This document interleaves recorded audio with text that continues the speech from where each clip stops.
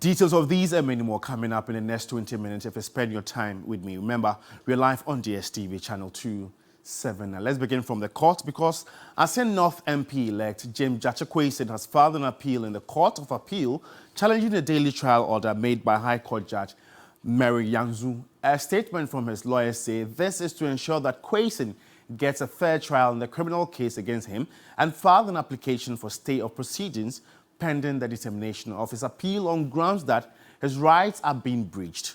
Motion for stay of proceedings to be moved tomorrow at 11 a.m. by the Venerable Chachu Chikata Esquire at Criminal Court 3 in Accra.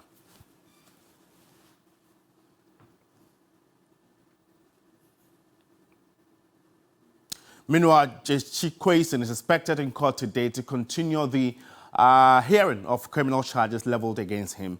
He faces up to 10 years in prison if found guilty of 5 criminal charges, which are deceit of a public officer, forgery of a passport, knowingly making a false statutory declaration, perjury and false declaration. Noble Crosby Annan has more in this report.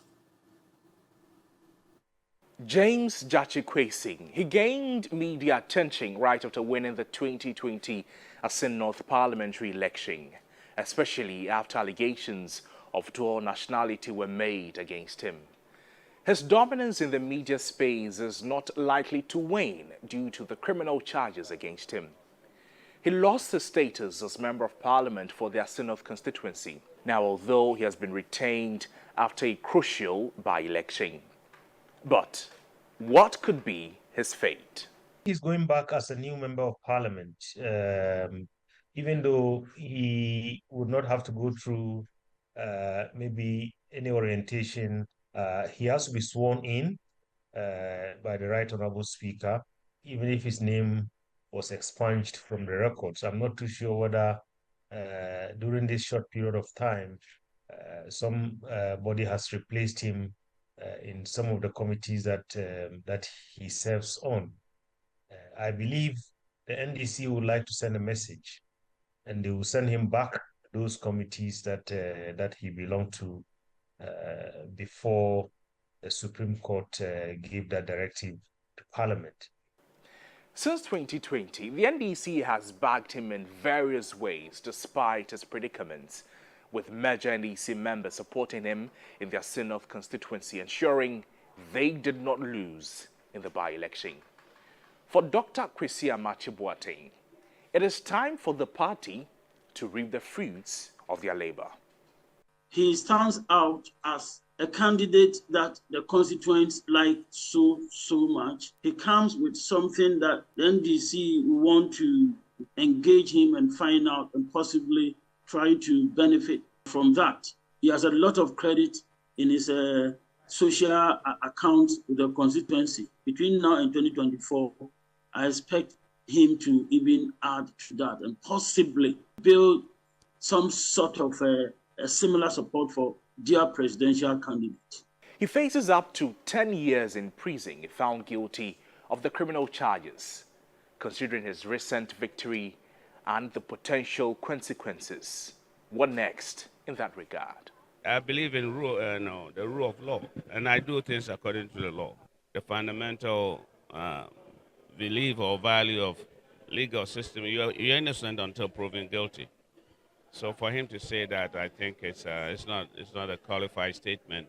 The fact that he's been elected a member of parliament will not affect the scales of justice. At the end of the day, the burden of proof on the prosecution to prove beyond reasonable doubt that Mr. Kwason has committed the offense that they are prosecuting him for will not be lessened because Mr. Kwason has been elected a member of parliament, and it will not be worsened because Mr. Kwason has been elected a member of parliament.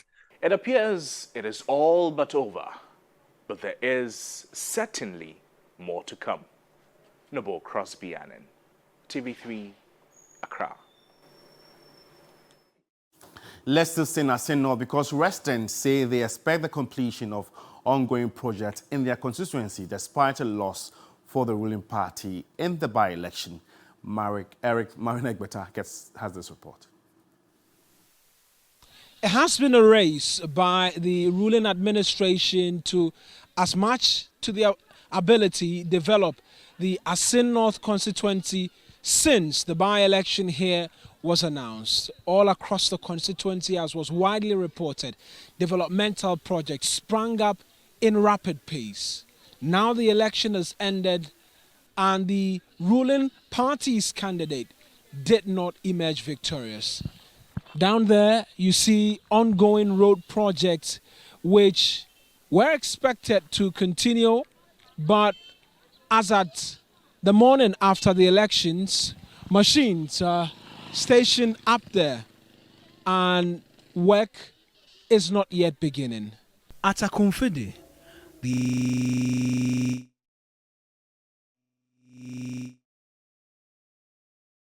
asphalting of the road was yet to be completed. A part of the road leading to the junction had been left unattended to with grinder machines parked. The district capital was no different. Hurriedly constructed gutters were still drying up as a worker removed wood from freshly constructed drains. Stone chipping were heaped by the sides of the road, but the workers were not on site. The residents say they expect the projects to be completed on schedule. Maybe they overworked, that's why they are resting. But from tomorrow, we are hoping that they will continue. If they don't continue, 2024 is just 1.5 years. If they are not able to complete, I don't think the community will say something good to them, because they will tell them that we were told that you were doing this for by-election. Prove to us. Asin North Alankasano, Wahapa, Sababy Bibi. Nessa Abia, Ojina, Onya, so be already sad and Nessa and Sanka, Sanya, so as a Sana. Adio Babiano, the Sankantino, no Jamego. Governments oftentimes do not see to the completion of their projects. It's because they were not rewarded in terms of votes. We hope you will be able to see to the completion of the projects. That's why am I? You say Bibia fine. I see a lucid about Edia Quine. We are hopeful they would continue. We may have lost the elections, but they would continue. Absolutely. This one, everything has ended and then they don't have any other option than to continue, because probably next year they will come soliciting for vote again. So if they continue this kind of project, that would prove to the people that this isn't for the vote, but rather for development. From the road to Asempanaye to Kushia, this recently constructed road is already beginning to develop potholes. The earthing are already becoming bare for some of the drivers who are applying the road. It's not really a busy road, and so for it to begin to show, according to residents, is concerning. But they tell us that the contractors, per interactions with them, have revealed that they've packed the machinery aside to make way for the by-elections in the constituency, after which they would return and a second coating will be laid on this particular stretch of the road. Eric Mawina Egbeta, TV3 News, from the road of Asempanaye to Kushia. Away from Asin North, President Akufo-Addo and the New Patriotic Party have congratulated the National Democratic Congress and James Gyakye for winning the Asin North by-election. The president urged New Patriotic Party supporters not to despair, but rather keep their heads up given the possible outcomes of loss or victory in elections. The General Secretary of the party also in a statement asked party supporters to remain positive and pick the lessons from the election to improve their strategy going forward. Both the president and the party noted that for an opposition party to win the election further goes to strengthen Ghana's democratic credentials. They also commended the Electoral Commission and their chairperson, the security services, for maintaining law and order, and the media like TV3 and all our sister stations for providing extensive coverage before, during and after the election.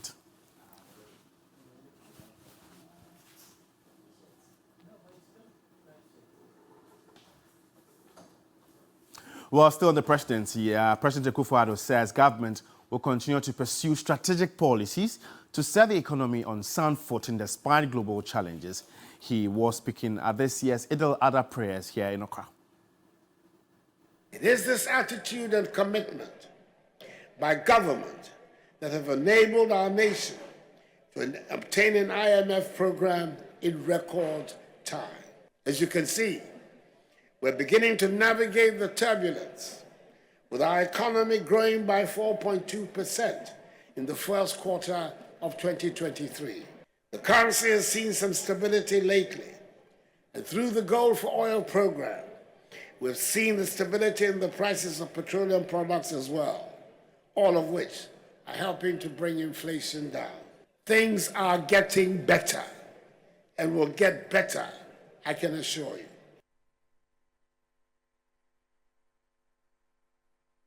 Well, if you're just tuning in, you're watching the first bulletin of the day here on TV3 with me, George Crenny. Let's know what you make of stories that have been aired so far. Just go into our social media platforms, TV3 Ghana, engage us, and we'll surely read your comments and share them to the rest of the world.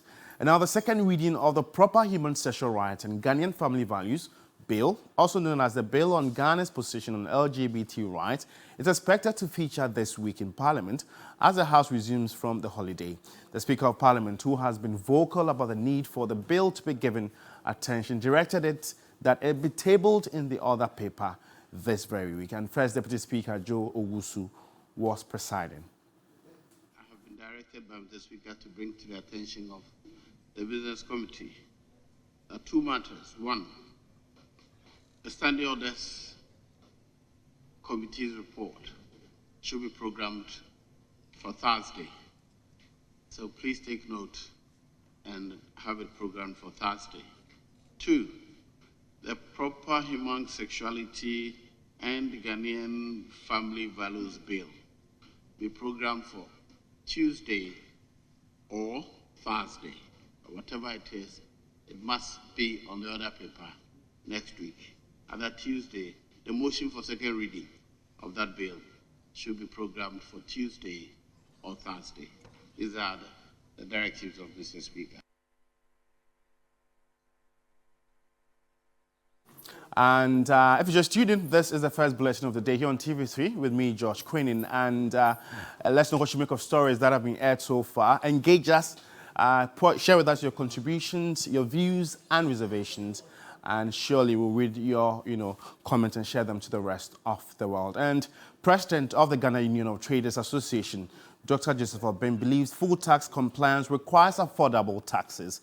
He questions how businesses can compete with counterparts in other countries due to overpriced industrialization in Ghana. And these were revealed yesterday at the second edition of the Financial Economic Seminar. And this is the first bulletin of the day here on TV3 with me, George Quinnin. President of the Ghana Union of Traders Association, Dr. Joseph Obeng, believes full tax compliance requires affordable taxes. He questions how businesses can compete with counterparts in other countries due to overpriced industrialization in Ghana. These were revealed yesterday at the second edition of Financial Economic Seminar in Accra. The president of the Ghana Union of Traders Association, Dr. Joseph Obeng, urged government to rectify high tax compliance as it can hinder economic growth. The cost items, when you are planning those, cumulates to it's about 20 different cost items, which cumulates to between 55% to 65%. If your import value is $100,000 and you are bringing something like tin tomatoes and all that, it means that your taxes will accumulate to 65%. At $100,000, it means that you are going to pay a whooping tax or duty of $65,000. Not even an angel will comply to this because it's about the highest in the whole of the world. But Deputy Minister of Trade and Industry, Dr. Stephen Amwa, urged businesses to build capacities and demand tax reduction in response. Reducing taxes, interest rates are good. I advocate, I support them. But they shouldn't also think everything is about mommy and daddy. Because I also see that a lot, not all, but most of our investors and entrepreneurs, with the experience I have from outside in Ghana, to be honest, they are also not competitive. Right. So as much as they are also calling, they should also learn how to build businesses, even people they employ. Stakeholders at the second Financial Economic Seminar in Accra emphasized government support for businesses' growth by creating an enabling environment.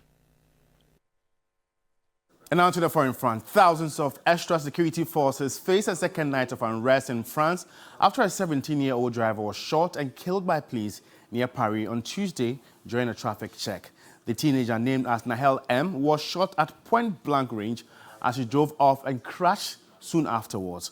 Paris police said they had contained sporadic episodes of fresh violence. In Toulouse, protesters started a fire and threw stones at firefighters as they tried to put it out, and demonstrators also clashed with police in the northern city of Lille. French President Emmanuel Macron said the shooting of Nahel was unforgivable, but his comments drew an angry reaction from police unions who accused him of rushing to judge the officers involved.